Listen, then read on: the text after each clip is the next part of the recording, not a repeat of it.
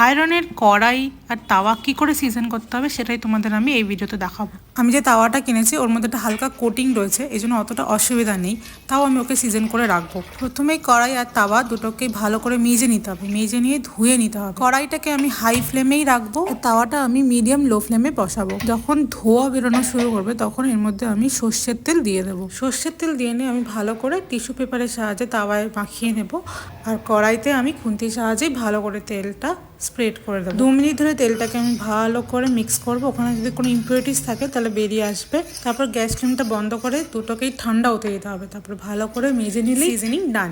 আর যদি রান্না না করেন তাহলে ভালো করে মেজে নিয়ে তেল মাখিয়েই রেখে দেবেন, তাহলে কোনো রাস্ট হবে না। আমার যেন মনে হয় লোহার কড়াইতে রান্না করলে একটা আলাদা টেস্ট আসে, যেটা আমার খুবই ভালো লাগে।